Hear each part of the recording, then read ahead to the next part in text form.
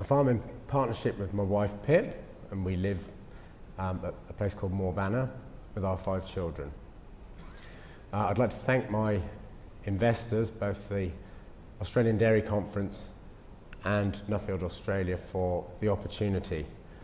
I'd also like to thank my family for the support they gave me while I was travelling, and I'd also like to publicly thank my wife Pip.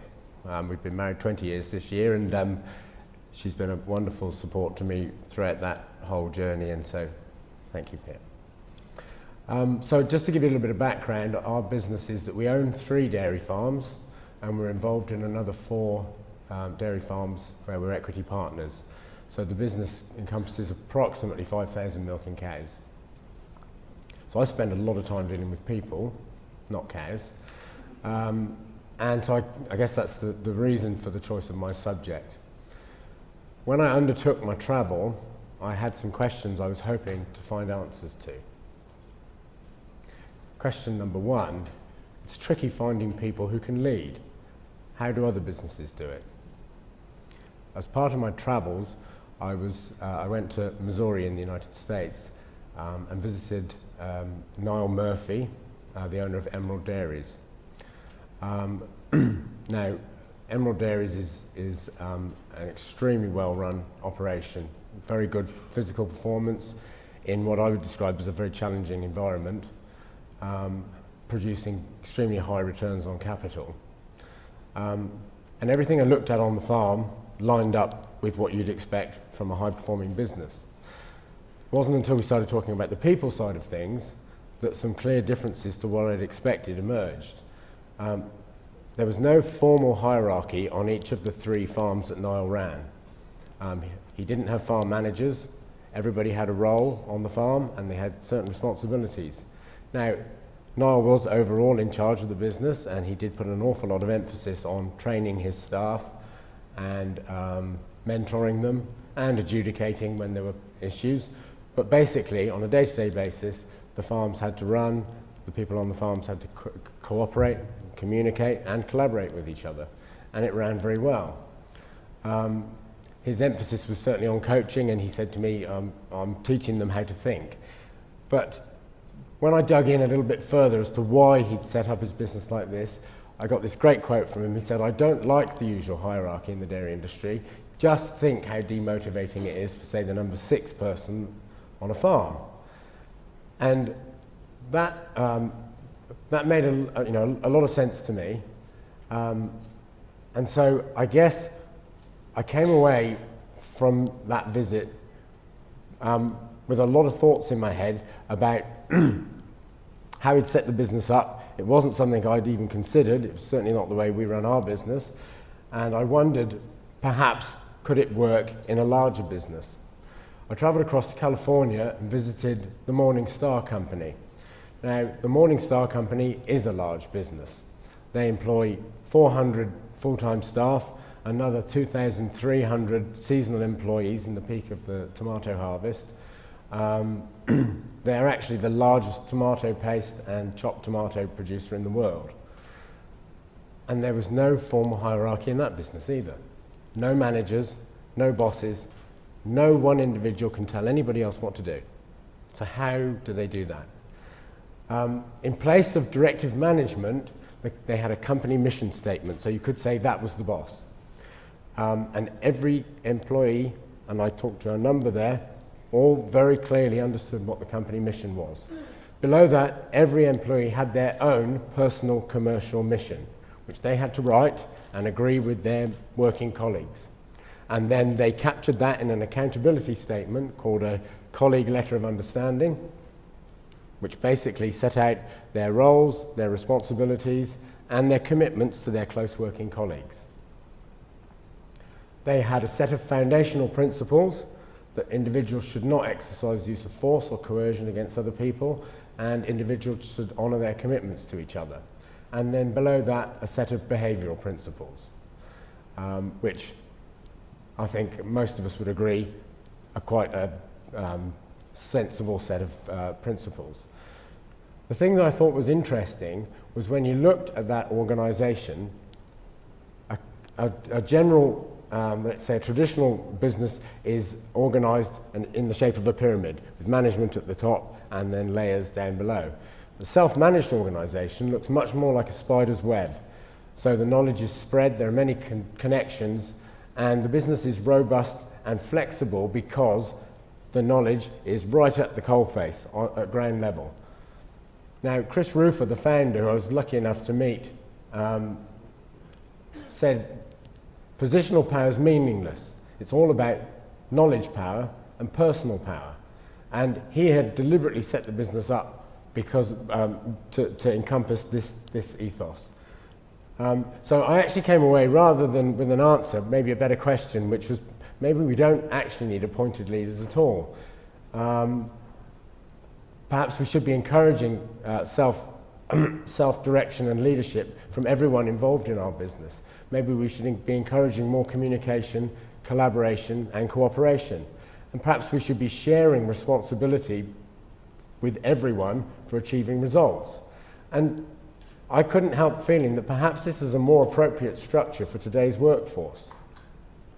Another question that I wanted to find answers to was, wouldn't it be great if the monthly reports I spend a lot of time on were more eagerly anticipated by the staff in the business and more keenly read? What do I do to make them more engaging? During my travels, I came across the concept of scorecards. I met Chuck Coonrut, who's the founder of the Game of Work. He's based in Utah, and he said to me, every day, everyone needs to know if they're winning or losing. Now, he gave me a couple of great analogies. They were sporting analogies. He said, imagine a football game where the goalposts are removed before the game started. So you ask the teams to run out on the pitch and kick the ball around for 2 hours, and the results of the game will be announced at the end of the month. He said it wouldn't be a very interesting game. Or, how many people are going to turn up and run the New York Marathon if nobody bothered to time it? But he said, we expect people in our businesses, that's how we run our businesses. So he was saying, you know, we need to get to the point where we're using scorecards as a way of informing everyone in the business how things are going. And actually what I found on my travels, it brought me into contact with scorecards in many places. Now, these are often physical measures of performance, so hours, tons, kilograms, litres, and often self-scored by the people actually doing the work. He introduced me also to what he called the power of the per, which was results divided by resources, so tons per hectare, kilograms of milk solids per hour, that type of thing, but simple measures of performance. And I saw examples of scorecards, and I thought it was compelling in engaging people in measuring their own performance. So again, I came away with perhaps a better question than I'd originally asked, is maybe the employees should be measuring their own progress and results, because that gives more frequent feedback, measured closely in time to the event, and often it's compared to some sort of a set standard. Often that was prior performance. And it was very definitely physical performance, not dollars, because dollars are hard to compare over time because of inflation, of course. So, and the last thing, of course, physical performance is the thing that creates the financial performance. So I was quite taken with the idea of scorecards. Another question I wanted to answer was, how do we keep our business improving? When I'm dealing with people, how do I walk the fine line between giving enough praise and giving appropriate criticism? I met a lady called Kim Scott in California. She was based in San Francisco. She's ex-Google and Apple executive, and she founded a business called Candid Inc., which was helping people to improve their communication. And she said, honesty is very efficient, but it can be emotionally difficult for both the person having to give the feedback and the person receiving the feedback. So she was explaining to me that we need to get an agreement up front with each other within the business as to how we are going to communicate. Because what the idea of this honest communication is, we're trying to improve each other actually, but it should always be a two-way communication as well. Michael Murphy, the dairy farmer and investor based in Cork in Ireland, said to me, it's your responsibility to consistently deliver feedback to your team, good and bad. If you fail to do this, then you're failing them and you're failing as a leader. So I came away again with maybe a better question. Maybe direct and radically candid communication is best. I don't want to be obnoxious or insincere. I think that we need to agree up front how we are going to be with each other and the reasons why. And then consistently highlight what is good and what we want more of, and what is bad and what needs to get better. Because what we're aiming for is improvement, not resentment.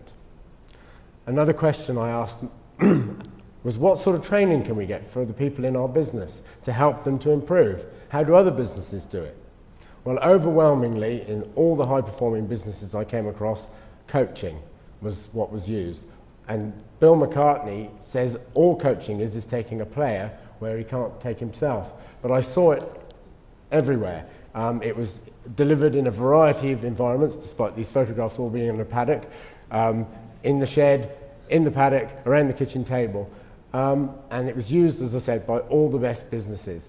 So time spent one-on-one, showing, watching, encouraging, reviewing, mentoring, and staying in sync. It's a very effective way to improve skills and build a closer working relationship. But it requires a time commitment from the coach. So my better question was, maybe more time spent one-on-one is the best training of all. It's a very personal way of developing people, but it's often time-consuming and intensive at first. And what is being coached often evolves as competencies improve. It's a great way to improve skills, but it also deepens relationships and builds trust. So my recommendations are that question traditional business hierarchy, empower employees to be their own boss and show personal leadership. Replace positional power with knowledge power and personal power. Create live scorecards that allow employees to track their own progress and results. Honesty is efficient, but you have to create agreements with work colleagues to help each other to improve, and having candid conversations that are designed to help each other. And then also utilize coaching as a way to build capabilities and closer relationships. And my final thoughts are that I think we should all keep trying to ask better questions. I also think that we should be pleased when somebody disagrees with us, because it's an opportunity to learn, and then we should listen. Don't hold onto our own opinions too strongly, and I think it's a very useful thought to see yourself on a learning continuum, happy to upgrade your beliefs as better information comes to light. Thank you.